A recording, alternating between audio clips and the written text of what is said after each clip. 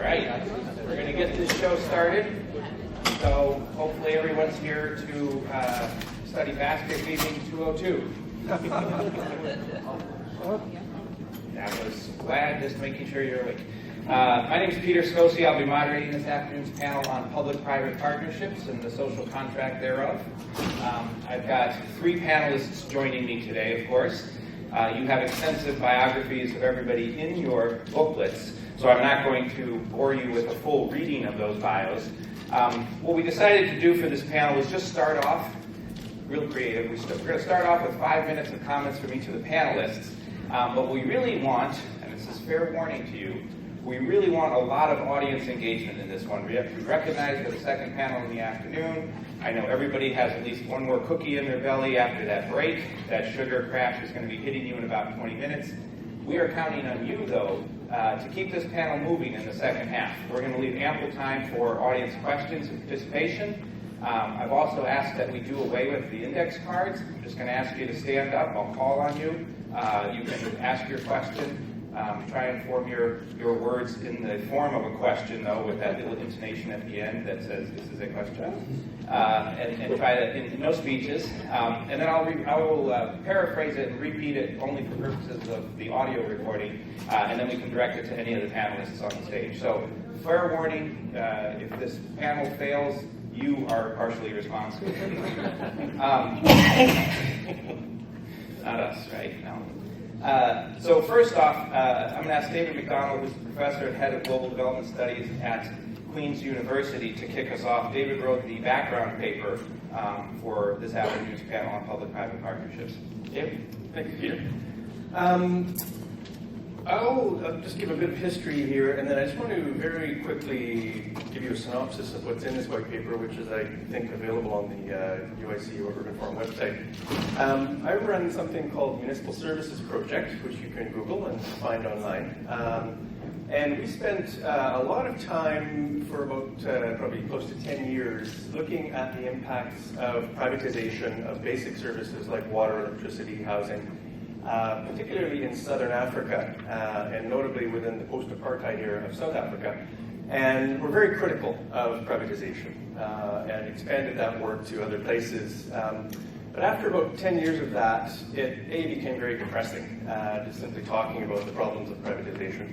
And the debate, I would say, has largely stalemated and become a bit of a bun fight. People are either in favor of privatization or they're opposed to it, and don't really listen a lot to each other. So what we've been doing for the last 5 or 6 years is saying, okay, we know what we don't like, what do we like? And so if we don't want privatization, what kinds of public services are good?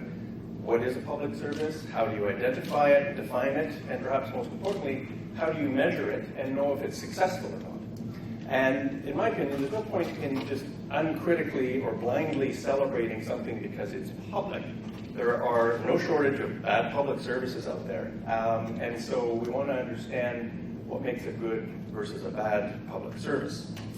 So part of that has been an historical review of publicness, and that's essentially what this white paper is, going back to about the 1850s up to the present.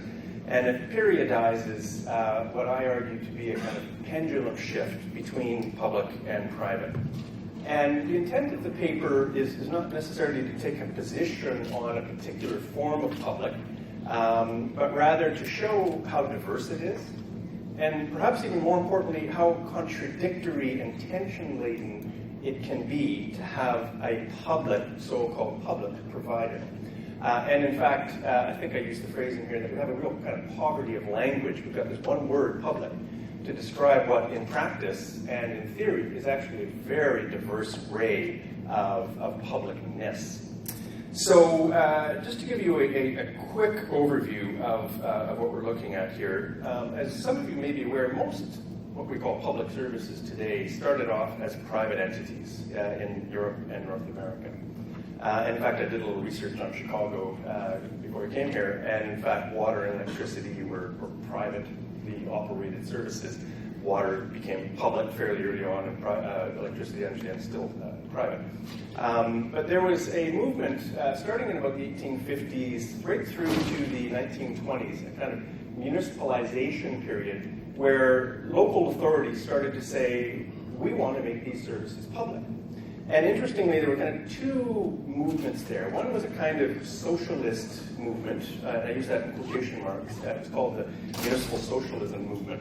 Not necessarily socialist, and in fact was heavily critiqued by communist parties and socialist parties at the time as not being socialist enough. But there was a kind of anti-capitalist rhetoric, talking about the robber barons of the day, and even here in the United States, some very strong language about the need to make these things public. But there was also a very pro-business movement, and in fact, in Chicago, there was this movement called the Goo-Goos for good government. And what they were pushing for was, static here. What they were pushing for was running public services like a business. For those of you familiar with the kind of new public management model of today, it resonates with the kinds of let's run government like business today. And so it was really interesting reading back in history, and that's why I call the paper Back to the Future, that a lot of these debates we're having today about public versus private were had almost verbatim over 100 years ago. So it's interesting to just see what those debates look like, who the actors were, the outcomes of those things, the kind of ideologies and institutionality of these things. And the paper does that, points to these kinds of trends. So this movement went on, the municipalism movement, as I mentioned, through about the 1920s or 30s. And then the next period that I highlight here is a kind of nationalization, a scaling up of operations from municipal level, often to state and or national level. And this went hand in glove with the push, kind of Keynesian era, Fordist era push, and big capital also wanting to centralize public services. So, a lot of times, I want to emphasize this, it was big private capital pushing for these services to be public. So, John Stuart Mill, you may be familiar with, one of the most prominent neoclassical economists of the late 19th century in Britain, pointed to the fact that London, England had 9 private water operators operating water in the city. And it was chaotic, there was no price control, there was no quality controls. And so it was actually big business that pushed to make those privatized services public. And often it was big business that pushed to scale up services from a municipal level to a state and national level. So, we think today of the private sector wanting to privatize things, but in fact, in earlier years, it was the private sector pushing to make these services public. So then we had this Keynesian era from the 30s and 40s right through to about the 70s. And then with Thatcher and Reagan and other neoliberal governments from the 70s on, we saw going back to privatization. And I use privatization in the broad sense, including your public-private partnerships and other forms of contracts with the private sector. And that is obviously still in place. But this final and current period that I point to in the paper is this more recent trend to remunicipalize and to some extent renationalize services around the world. And I brought some books, and there's a few copies over here, and these are project publications that we've got, and they're free to whoever wants them. One on remunicipalization, looking at places like Paris and Buenos Aires and other cities around the world that have reclaimed their public water from private companies.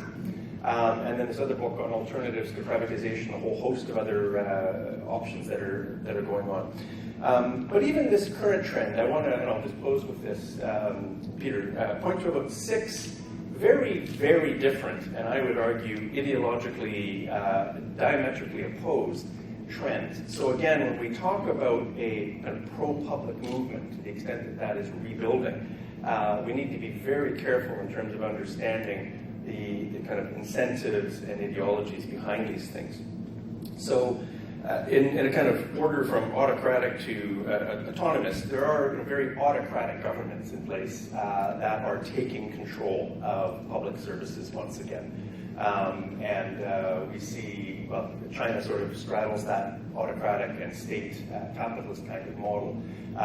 But these are not governments that are necessarily interested in any kind of social agenda, but rather controlling water and electricity and key components of consumption and production. So we see that in places like North Africa, in China, etc. We're also seeing, as I mentioned, a reclamation of privatized services in the name of publicness through new public management, largely through this model of corporatization, and one of our other books, the green cover here, looks at corporatization. And so the World Bank, for example, is pushing for that kind of corporatization of public services where privatization has failed, or where there just aren't private companies, credible private companies to run services. So in Dar es Salaam in Tanzania, the World Bank suggested that they corporatize their service. So it makes it look like they want to promote publicness, but in effect you've got a public agency operating just like, and sometimes even more like, a private company than the private company would. So it's very confusing as to whether these are public or private entities, although they are legally public entities. We've also seen a shift towards more social democratic governments. So, for example, Uruguay, which was the first country in the world to make water privatization illegal constitutionally, has control of its water services. Costa Rica, a number of Latin American countries, social democratically oriented, operating as public entities with water and electricity. And of course, some of the socialist movements, Bolivia, Venezuela, to some extent Ecuador, with these sort of 21st century quote-unquote socialist models, renationalizing and remunicipalizing their services in the name of being public. And then finally, a group of kind of anarchist, autonomous movements who are also wanting to make things public, but wanting to get away from this sort of state-driven model. And I remember when we were first proposing this project, sitting in a meeting in Cochabamba, Bolivia, and when I started talking about the state as public, half the room just got up and left. And they said, look, if you're going to talk about the state, we're not interested in taking part in this research project. The state is corrupt, the state is untrustworthy, and there's philosophical commitments to autonomy and self-control. And in fact, there are plenty of examples of communities running their own water services because the state is non-existent or unreliable. So there's also that kind of trend in terms of claiming or reclaiming publicness. So that's what the paper really tries to do, is to show this wide and diverse array of things, and to say that if we're going to talk about a sort of resurgence of publicness, we probably need a different kind of language and at the very least explanations and footnotes for what it is that we're trying to achieve. Thank you. Thank you for those opening remarks. Next, we're going to hear from Dennis Judd. He's the head of the Department of Political Science here at UIT. Dennis? You may have heard me coughing a couple of times from my virus last week, so it may happen again, I warn you, but I'll keep it to a minimum. I thought I could, warning not to shake hands. I thought I could do an hour and a quarter without doing it. You'll be fine. That would be holding my breath the total time. I might not make it. I noticed that the subtitle of this panel is Back to the Future. I doubt very much if any of you will confuse me with Michael J. Fox. You may confuse me with the bad professor, though, so be ready.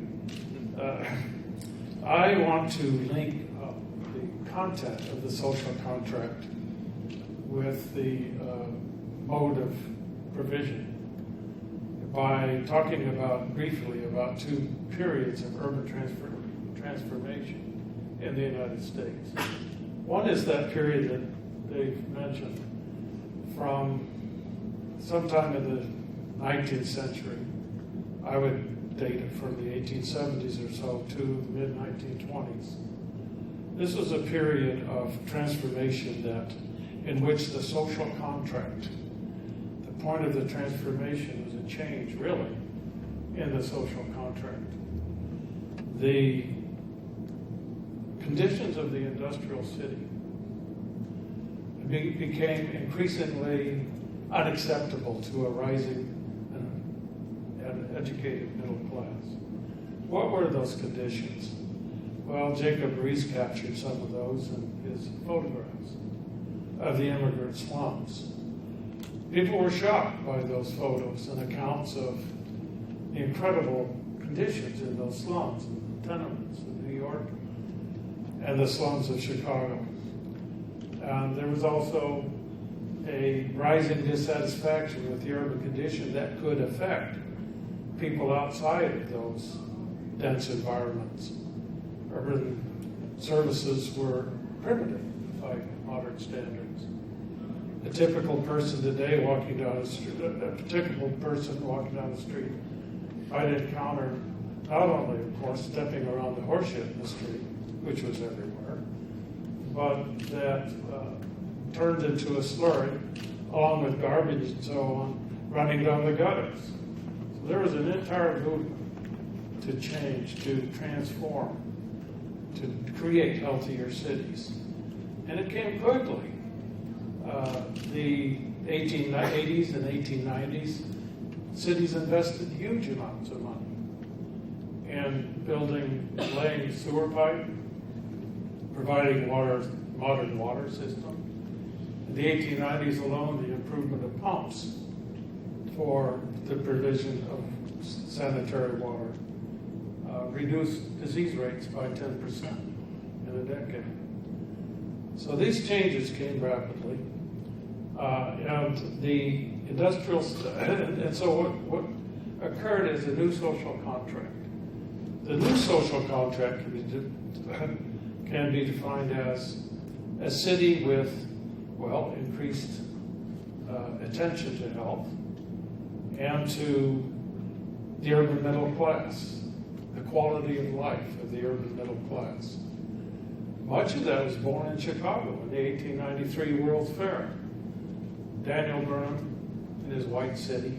People flocked to the White City from all over the country. They were stunned by this image of the ideal city of order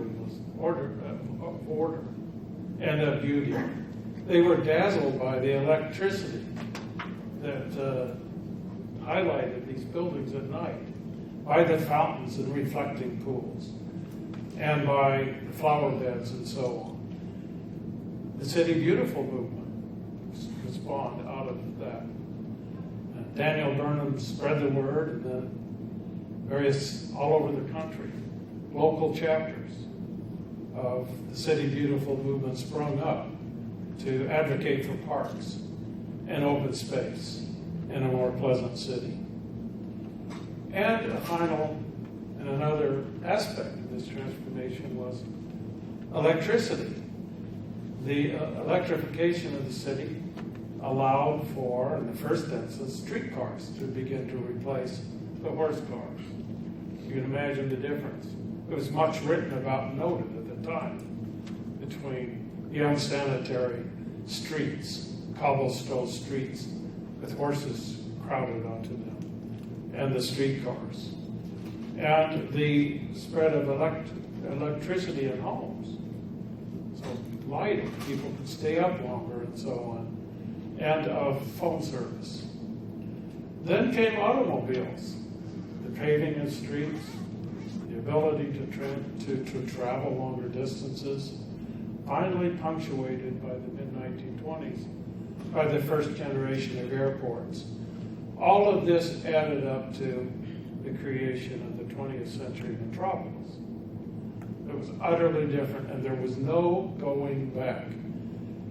Any city that thought it could stay in the past would die on the vine. And so urban elites everywhere were engaged in this process of rebuilding. In a sense, you could say that they were on the side of history. Whatever opposition there may have been to progressivism at the national level, to child labor restrictions and so on, the most thorough expression of the progressive era is to be found at the urban level. The second period of urban transformation is very recent. You may recall from reading about it, most of you won't be old enough to recall personally, like I do, the urban crisis of the 1960s and 70s, the mass movement of people to suburbs, the decline of the central cities, so that in Baltimore you have massive miles of slums, you have a deteriorating waterfront that was described by H.L. Mencken as a rat-infested cesspool. And many cities, the Cuyahoga River and Cleveland caught fire, urban riots. This was the image of the central city and of the urban condition by the 1960s and 1970s. And then a transformation began to occur quite quickly. And if we look at what that the mode of revitalization of the central city, we can see again that the content of the social contract changed. People expected, with the opening of the first Rouse Mall in Boston in August of 1976, absolutely flocked to the Rouse Mall, a festival mall. The idea that central cities could become pleasant places again. And we know today what change occurred. There are bicycle paths, there are walking paths, there's the improvements of the public spaces that already existed, and the development of new public spaces. There is an urban lifestyle that's emerged.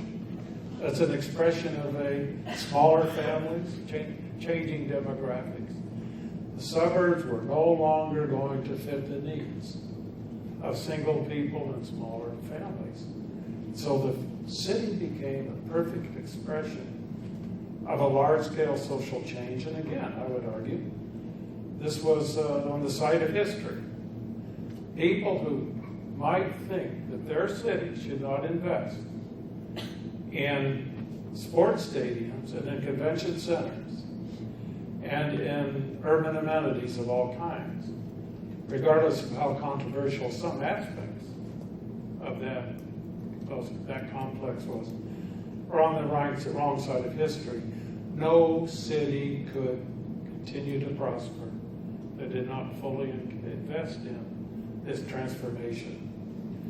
I would argue we're on the cusp of a third great transformation that will rival the previous two.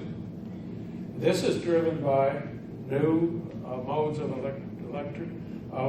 energy production and of global warming, which will be expressed. The policies addressed to remedy in response to the problem of global warming will not come first at the national level in the purest sense. It's cities where those policies will be implemented most purely. New fossil fuels will become a thing of the past with electric cars, with wind and solar energy supplying the power to cities. Because people who live in the institutions that are located in cities and the urban populations who want it. And if you want to be on the wrong side of history, you resist that too.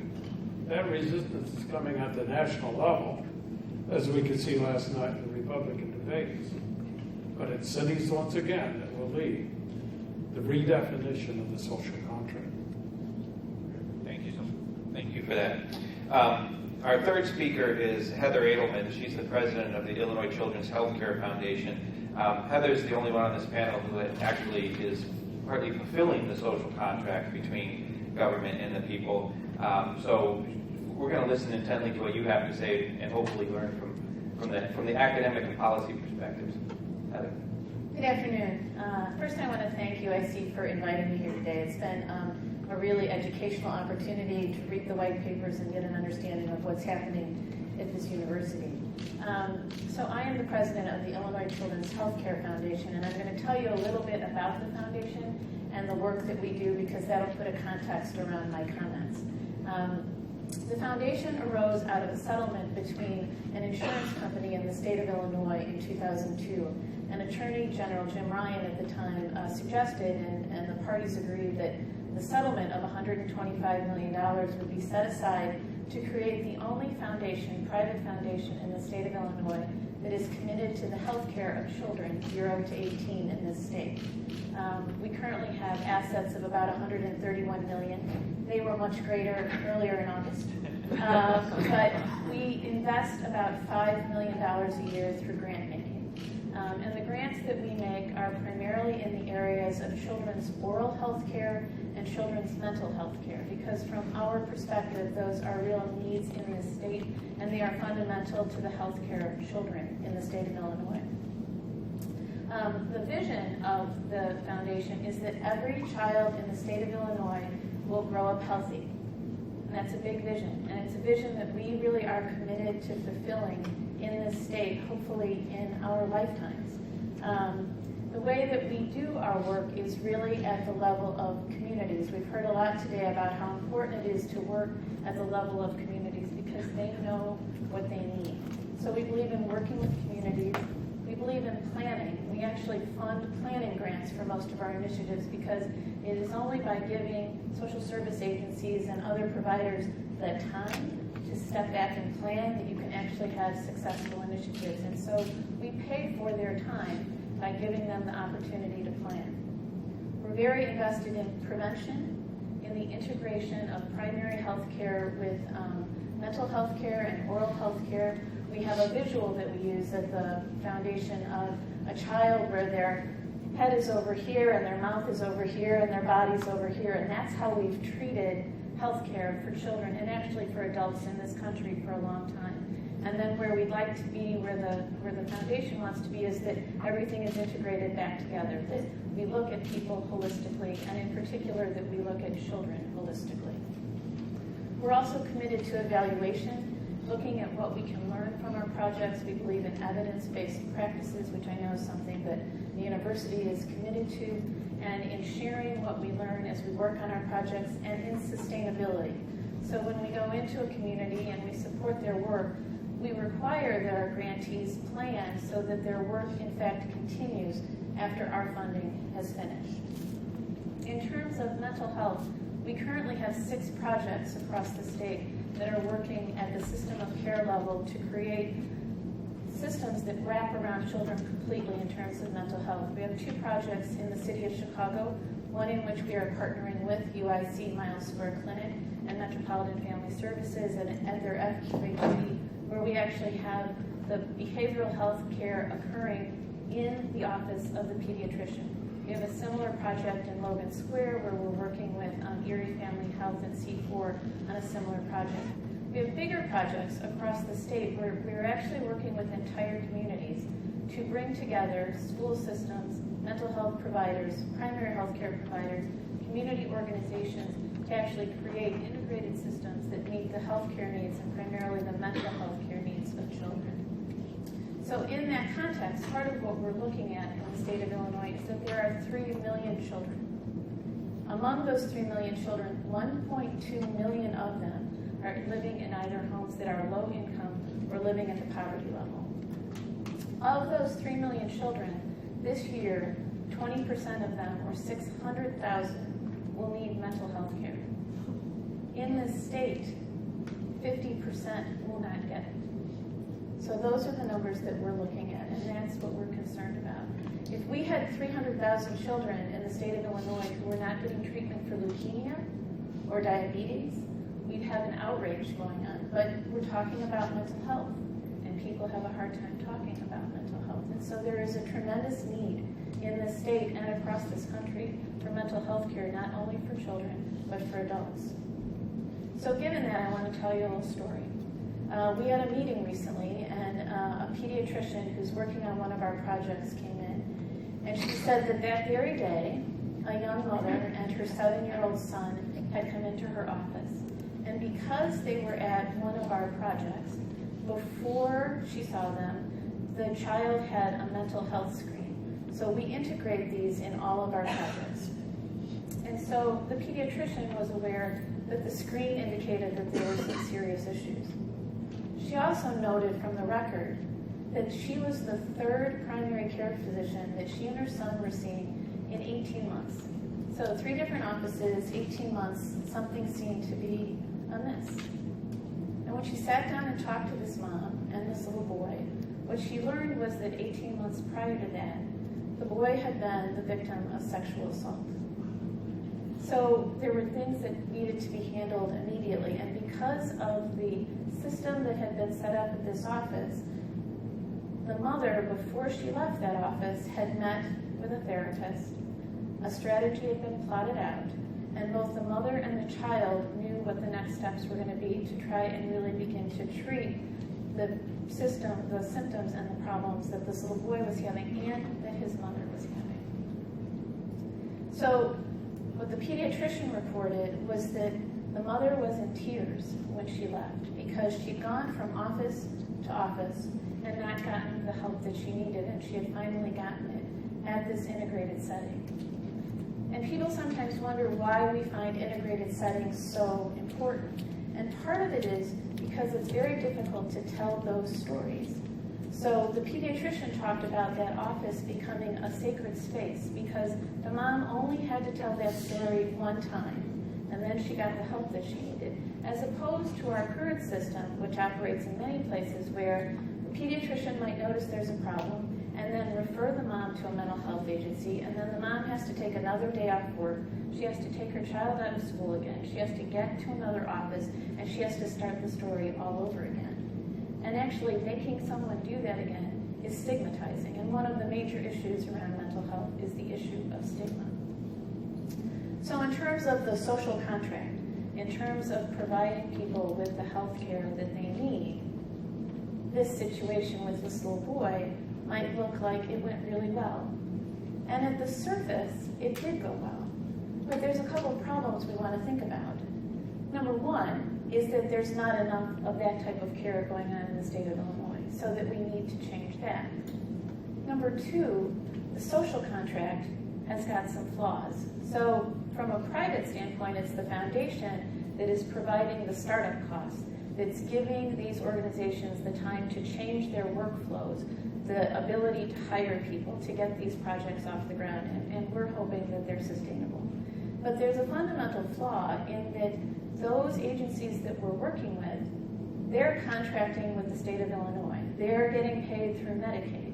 And traditionally, those contracts don't actually cover the cost of the services being provided. And the people providing those services, I think we can all agree, are certainly not being overpaid. And so there's a disconnect and there's a problem in our contracting. And prior to being at the foundation, I was general counsel to a social service agency, Pillars, in the western suburbs. And that gave me the opportunity to read the documents that we call contracts at the state level. And those, the state contracting with Pillars to provide mental health services. And I would say that I would describe those to a certain extent as contracts of adhesion. And that is that the agencies so want to provide the services, and you have really no choice about whether to sign those contracts or not. But the contracts have clauses in them that say things like the state can decide not to pay you. The state can cancel your contract without notice. So there's not a benefit of the bargain on the two sides of those contracts. So we have some issues in terms of the social contract and what those contracts look like. So there's a lot of issues in terms of the social contract and the public-private nature, and really our work has been to work with those who have the contracts with the public, and we're helping the public bodies, and we're trying to help reinforce that and help them find innovative ways to provide better services across the state. Thank you. Round of applause. So I'm just going to open with a few brief remarks as well. Our plan was, and I've certainly got some pre-prepared questions that I can go into the panel with, but if at any time after my remarks somebody has a question, just raise your hand. I'll be looking for you and I can give you, I can call on you. So I work at the Metropolitan Planning Council. We're a policy research advocacy organization. We were actually founded in 1934, since we're doing part history this afternoon. I'll be honest with you, when I talk about public-private partnerships, my experience with them and the work that I do around them is all around infrastructure, and it's the delivery of infrastructure. Public-private partnerships are just a way to deliver services that government has promised to provide to the public. It's a delivery mechanism. It isn't a thing in and of itself. But I'll also be honest with you and tell you, I've never really thought about them in terms of this social contract. And as I've been doing that and preparing for today and hearing my fellow panelists' remarks, it's opened my eyes to a new way of thinking about the delivery of infrastructure. People certainly expect government to provide roads, to provide bridges, water pipes, sewer pipes, those sorts of infrastructure investments. That's part of the social contract that we have with the public, the government has with the public. In fact, it's part of the U.S. Constitution. It's within the Constitution and the Commerce Clause that we provide roads, that we take care of locks and dams, and that's been extrapolated into airports, the national highway system. So this is sort of fundamental in American ethos. What we've also talked about today, that as a contract is a two-way street. It is not, if it was just government said I'm going to do something, that's called a promise, and that's one person's commitment. But a contract is really about two parties or more parties coming together and agreeing to do something. And while government has promised to provide this infrastructure to the people, it's not free. The people are paying for this infrastructure. So we, through taxes and fees, are supporting that.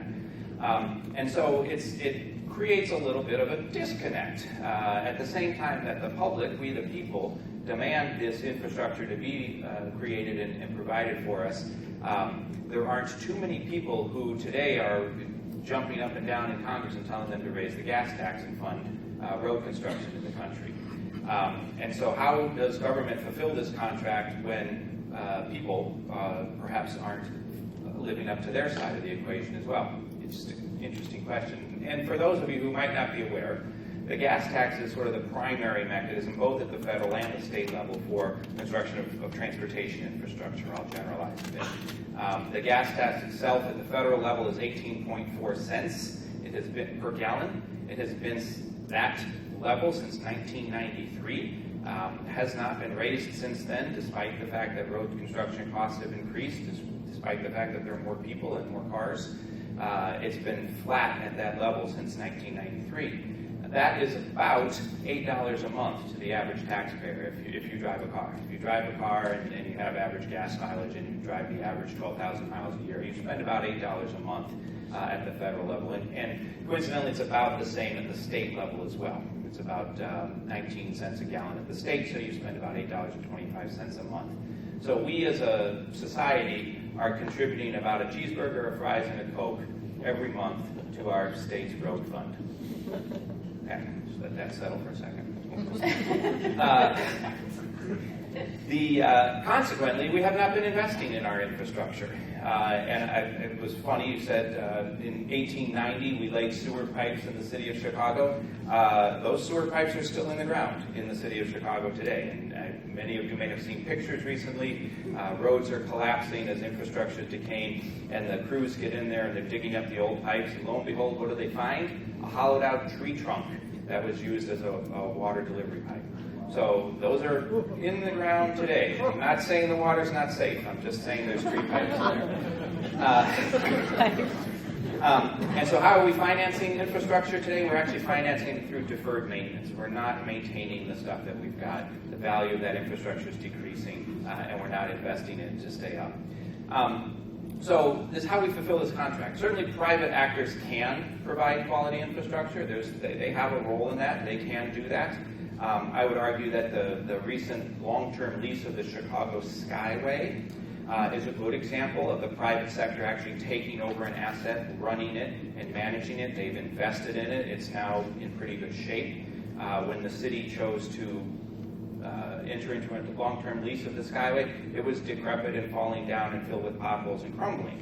And the city said, we can't really maintain that. Well, what did the private sector do once it took it over? Of course, it increased the tolls because it needed more money to do that maintenance.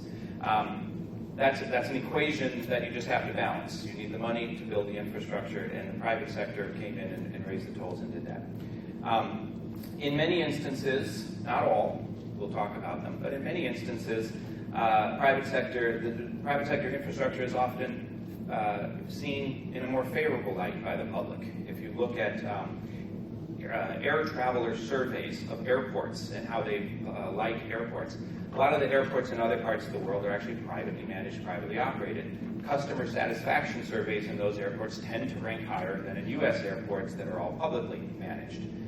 That's not saying that the public can't do it, but the private sector can provide infrastructure and can do it well. So can the public. when Mayor Emanuel took office first time 5 years ago, and he vowed to he vowed to improve the water delivery system, the water pipes in the city. He did that. He's now relaying about 100 miles of new pipes. He's on a massive trajectory to provide new water infrastructure for the city, but at a cost. Water rates have gone up in order to do that. But this public sector can do that. There was nothing stopping the city of Chicago from raising its own parking meter rates in 2008 and using those revenues to invest in infrastructure. Certainly could have done that. So is the question that I have, and the thing that I started pondering as I was preparing for this conversation was, is our social contract broken because we are not being honest with the public when it comes to providing infrastructure? Is government afraid to reveal the true costs and raise rates when necessary? Is privatization a way to outsource those politically dicey decisions to a third party so we can all point the finger at someone else when the tolls increase or when the meter rates increase? There's been a lot of polling done on infrastructure investments in the country, and I've got a nice little compilation here if anybody wants to take a look at them afterwards. 85% of Americans would oppose an increase in the federal gas tax. 85% would oppose that. However, and 66% would vote against a lawmaker who raised the gas tax by 20 cents. So politicians are just being smart, right? Why would I do that? Nobody wants that, and I'll get voted out of office. That seems not like a rational decision to make. But when you actually tell folks, you will get X if we add another penny to your sales tax, you will get this train line, you will get this bus rapid transit system, you will get this high-speed rail improvement. Voters are much more apt to vote for those kind of referenda and to increase taxes in order to pay for them. The Metropolitan Planning Council, where I work, has been embarking on this type of public campaign for a while now. We call it Accelerate Illinois. It has its own website if you care to take a look. And we're trying to put this information out there. We only pay a cheeseburger, fries, and a Coke a month to the state of Illinois. The gas tax hasn't been raised since 1991. Infrastructure maintenance is important. The American Society of Civil Engineers says our infrastructure gets a D. Actually, the grade rose to a D+. Yay. But none of these things seem to be working, at least not in the state of Illinois. Other states across the country have, in the last 3-5 years, raised their gas tax, come up with new infrastructure programs, but something's broken here in Illinois. And so we're going to talk a little bit about that as we engage the panel in a discussion, not just on the infrastructure side, on the services side, on the social services side, and everything. It's how the government has promised to provide these services to we the people as part of our social contract and our public-private partnerships, a way to do that. So the first question I have for the panel, they are a delivered mechanism, but are public-private partnerships good or bad? Is it good to contract with third-party providers on mental health services? Is it good to keep those projects in-house, or does it depend? Have at it. Well, I'll start. I would say that actually contracting with the providers is the right thing to do, because I think that we've got a very large, very diverse state. And we are on day 79 of not having a budget. I just thought I would note that. And as you know, there was some discussion this morning about the social contract unraveling, and it is unraveling as we speak very significantly in the state of Illinois. I mean, there are a lot of providers that have not been paid since July and who are going to be closing their doors on October 1st. But in terms of them providing the services, they have the qualifications. They are in the communities, and in our experience, having community-based services is what is really helpful to people. And so I think it's figuring out how to pay for those services and pay appropriately for those services what we need to figure out. Special authorities are here to stay. What Dave is calling corporatization, as if we look back at the progressive. Let me go back. The progressive area was about municipalization, driven by a distrust of government. People thought that government was in the pockets of the fat industrialists and so on. And then we go to The second urban transformation is deal making. Seat of the pants deal making is what made it possible, for example, Boston to reach some kind of agreement with James Rouse. Nobody knew whether a festival mall could work in Boston. So he's trying to get his costs down. The city wants him to be. And it was just all these people engaged in day after day bargaining, basically. Well, now we have a different kind of provision. And that's, public-private arrangements of every kind. But one way it's expressed is special authorities, which run ballparks, they run convention centers. Now we've had the idea of the infrastructure trust in Chicago, which hasn't gone anywhere, but as far as I can tell, but is also an expression of the idea that you create a new administrative structure, and by the way, a political structure, which stands on its own, and is able, to operate in a political environment, trying to get new resources, advance projects, and so on. That is public and private. And they're not going to go away whether you like them or not, so we ought to look for ways to make them responsive to the public, to make it their decision-making and transparent if we feel that they operate in a way that's not in the public interest, and so on. But I'm not sure you agree with that idea that special authorities are here to stay. Oh, well, you mean as in corporatized entities? Yes. Yeah, okay. I think I'll leave that aside for the moment, but just maybe to more directly answer Peter's question. I have colleagues who would just say all PPPs are bad. I don't think that's true. I think there's a lot of really well-run private companies that do an excellent job of providing a whole range of services. But I would be more interested in knowing what we mean by private. I've talked about a poverty of language with public. I think the same thing applies to private. So there are a lot. There's a lot of different types of private companies out there. And then this whole question between profit and not-for-profit. So an agency like Heather runs is technically a private agency, but it's run on a not-for-profit basis with very different kinds of mandates and objectives. And so I think we need to understand what those organizations are, what their mandates and objectives are before we come in any kind of preconceived conclusion to what they're going to do. And then there's a lot of interesting community groups as well. So there's a lot of talk about public-community partnerships or public-public partnerships, which are in fact relationships between the state and non-state actors, NGOs, agencies, community associations, and also sort of community associations. In some places, I do a lot of my work in Asia, Africa, Latin America. It's hard for us to imagine the state not being omnipresent. But in a lot of parts of the world, there is no state. It's just not there. So we were doing work in rural Uganda, looking at faith-based healthcare provision with Christian and Muslim hospitals. They do an amazing job. Now, some people have said, well, therefore they allow the state not to provide these services, and that's problematic. But they are operating on a not-for-profit basis, non-denominational, and the empirical evidence is that they're doing a very good job. So these are public-private partnerships, but I would argue they're very different than the kinds of public-private partnerships that are run on a for-profit basis.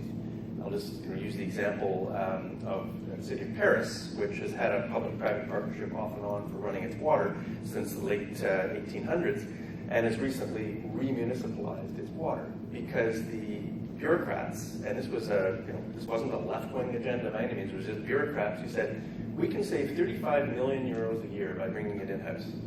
No real public debate. The average Parisian really had no idea. January 1st, 2010, it went from being run by Suez and Veolia, the two biggest private water multinationals in the world, to Eau de Paris. And the average Parisian had no idea. And the city saved 35 million euros a year right away.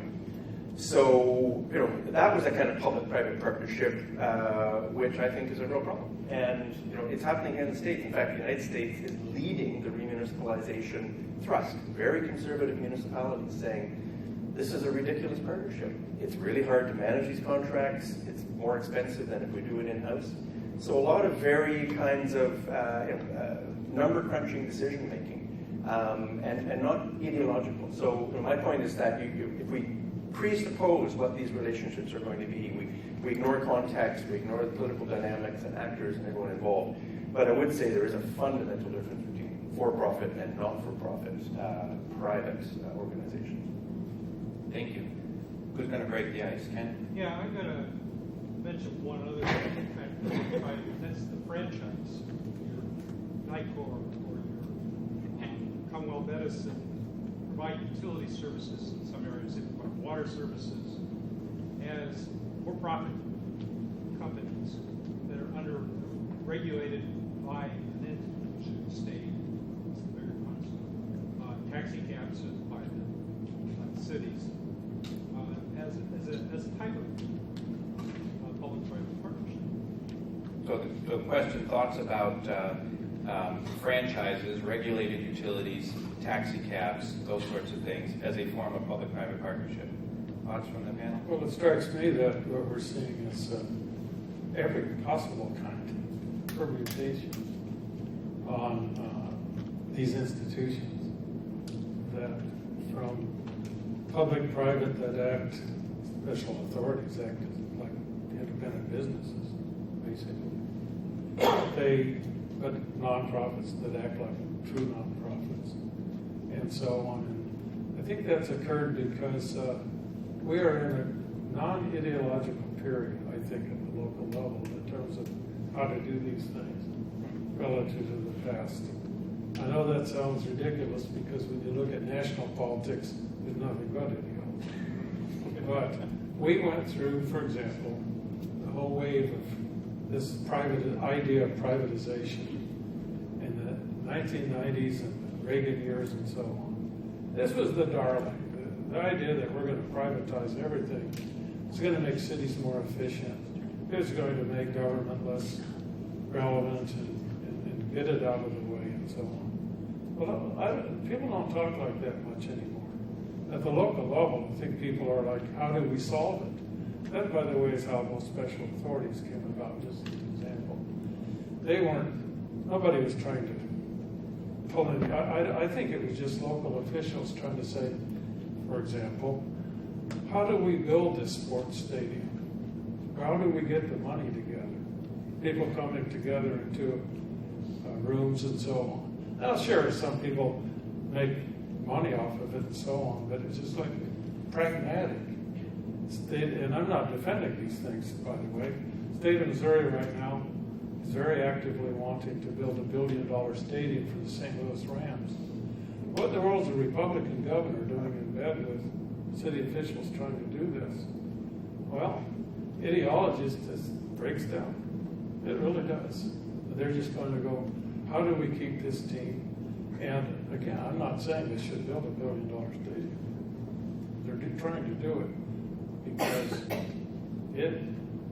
that ideological premise about privatization or anything else, that doesn't matter. No.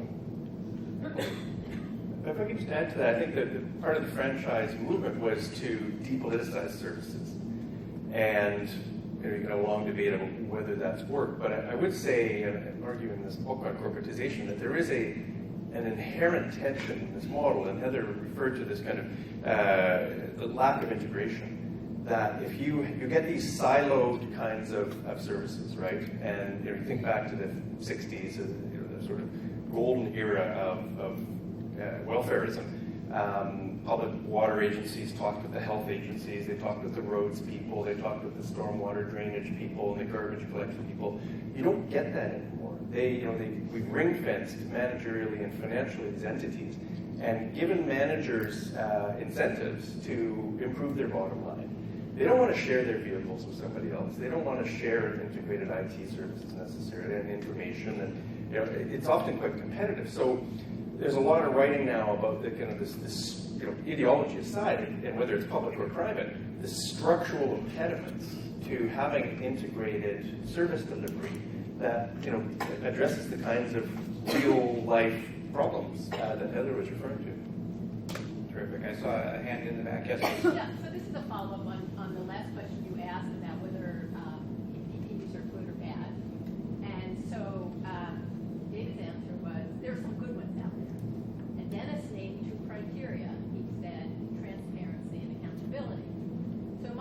is by what criteria should we assess FPPs? PPPs are good, and also by what criteria should we determine whether they're falling short of a social contract? Great. So if I could repeat and paraphrase that, some PPPs are good, some are bad. But what are the criteria we can use to evaluate them? Certainly, we've raised the issues of transparency and accountability.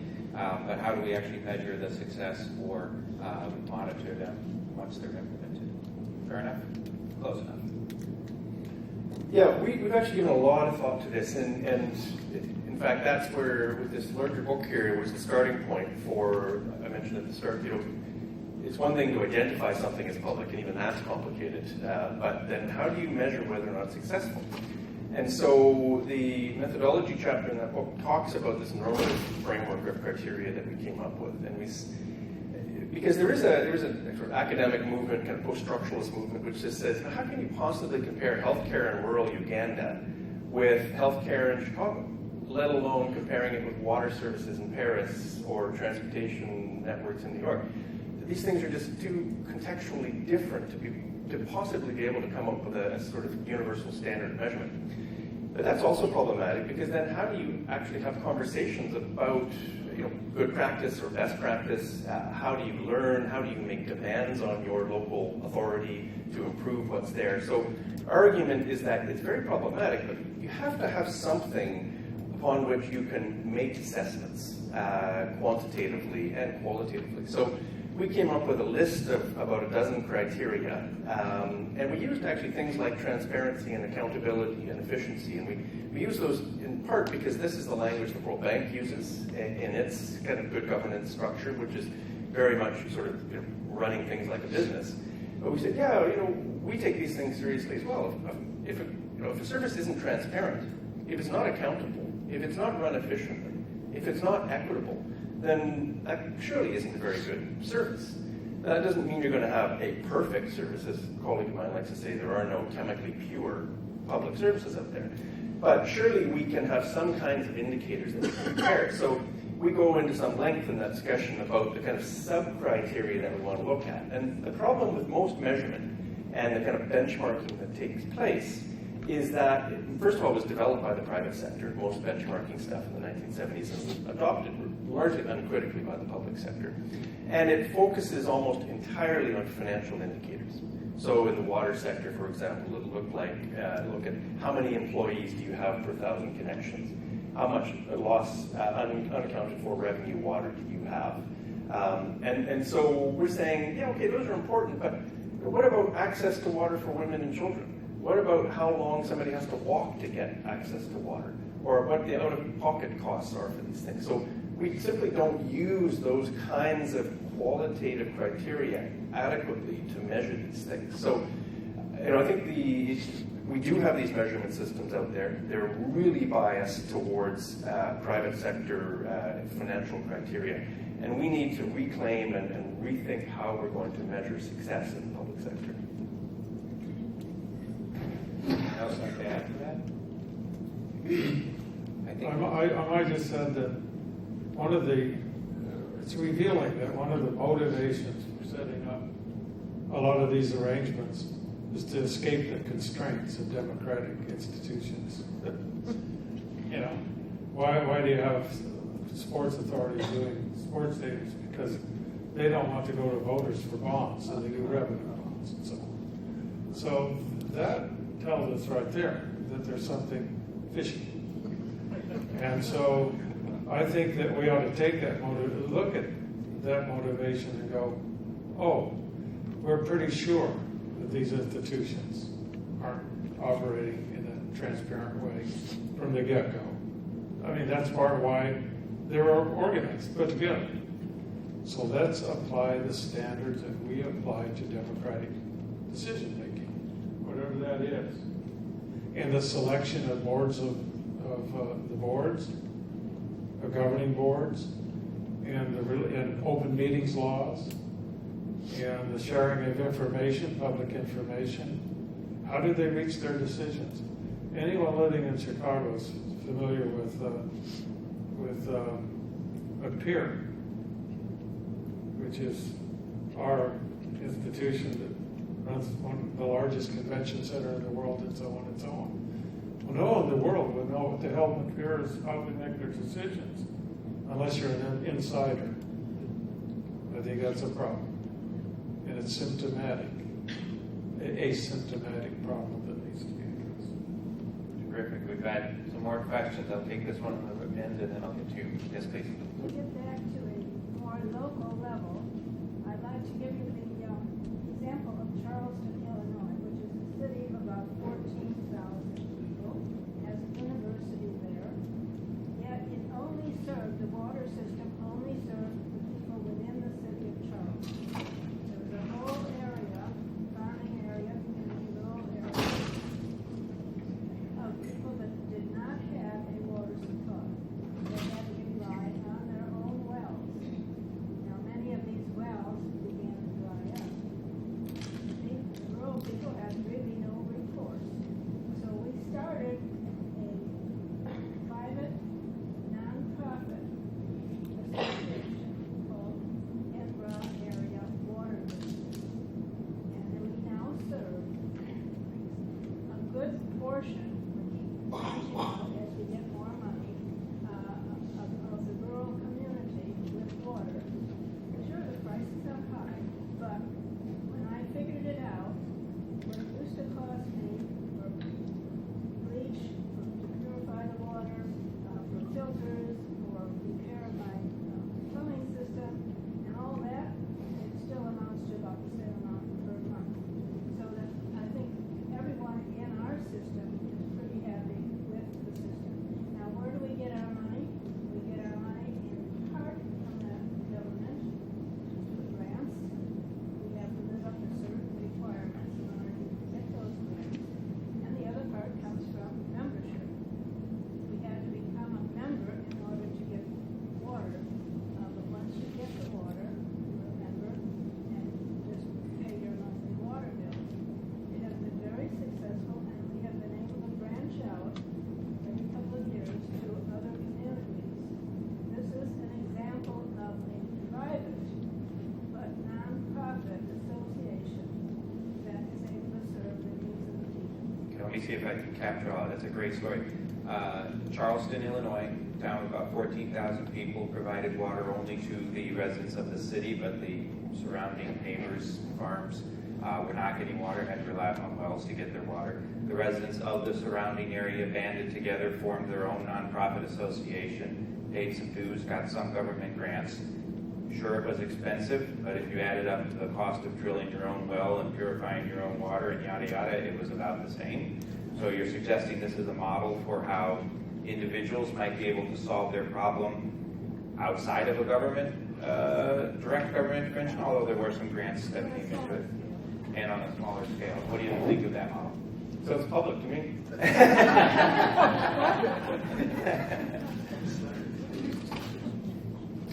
Sounds public.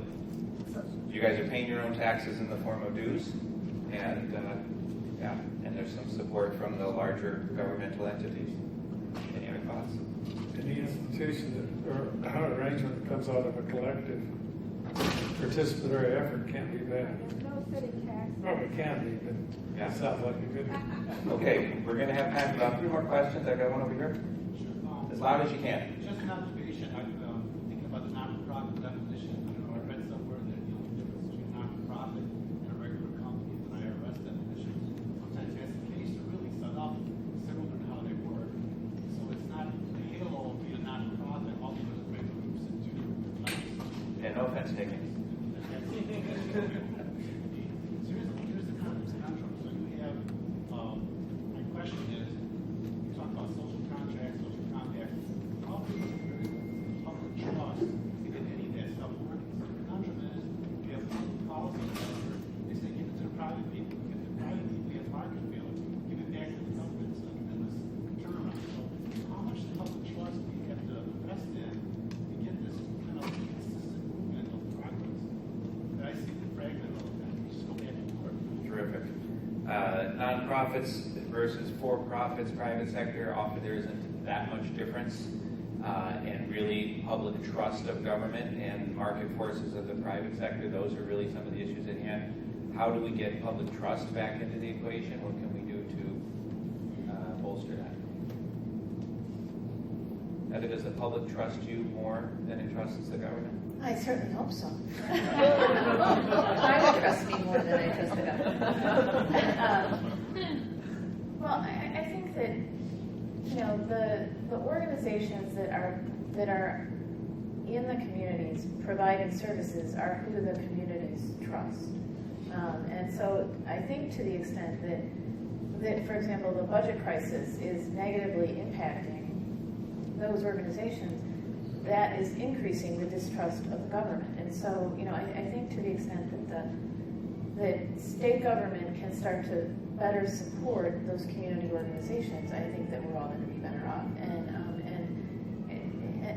we really, you know, are committed to what's going on at the community level and really trying to support that. And that's where people trust what's going on. I mean, we were at a meeting with talking about juvenile justice and justice-involved youth, and there were two young people who were there, and one of them was a young African-American man, and he'd been involved with the justice system, and you had a lot of grown-ups talking about, well, we're going to do this, this, and this to your community, who weren't in his community. And he looked at us and he said, you people don't understand us. He said, you know, I don't have a father. None of my male friends have fathers. And so until you find people men who can come talk to us and understand us, we're not going to make a lot of progress in our communities. And so I think really people looking at communities and listening to them and hearing what they need is what we need. Maybe build off of that and give each panelist maybe 30 seconds for some final comments in this regard. The Charleston model and the question really about public trust, it sounds like the more local you go, the more trust you've got. Many of the solutions we've talked about are being done at the local level or might be smaller regional level, despite the political distrust and discourse that's taking place at the state and federal level. Is that irrelevant? Does the national ideological and political debates have any impact on how we continue to fulfill the social contract of delivery of services, either public-private partnerships or not? Now you've got 20 seconds each to respond. Well, the well's been poisoned, it's being poisoned at the national level. And those people who poison that well really want to restrain cities, clearly, from being particularly activist. I think that's not going to happen. I don't think it will work, but that's clearly the case. Boise, Idaho, state government forbids cities to tax for transportation. So these kind of ways, it seeps down. So it certainly has an impact. They're on the wrong side of history. I mean, I would just reiterate my initial point, which is that the singular term public is just inadequate for capturing the radically different political cultures and the technologies as well. I mean, there is an economy of scale associated with things like electricity production and water, where, you know, I don't know your situation, but, you know, it might make a lot more sense to have included your communities and to have produced water that you wouldn't have had to go through all that. But, you know, at the same time, it's generated a sense of publicness and community, which has been beneficial. So that kind of multi-scalar thing is really important. But, you know, there is no single definition of public, and we need to be prepared for those kinds of complexities and debates. So I would say that the popularity of Donald Trump illustrates for all of us the real frustration that people have and distrust of government at this point in time. And I think that Dr. Lumpkin made a really good point this morning when he talked about all of the sectors needing to come together to work together. So maybe it's broadening the definition, maybe it's using different words, but he talked about the not-for-profit sector, the corporate sector, government, you know, the projects that we have in Southern Illinois. Those communities have really strengthened themselves by working with all across sectors, by removing silos. And I think you mentioned the siloing problem. And I think to the extent that we can break down silos and get all of those sectors talking to one another about solving these problems, the better off we'll be. Terrific. Well, I, for one, think that you all did a great job helping the panel make this a successful session. So let's give you a round of applause. And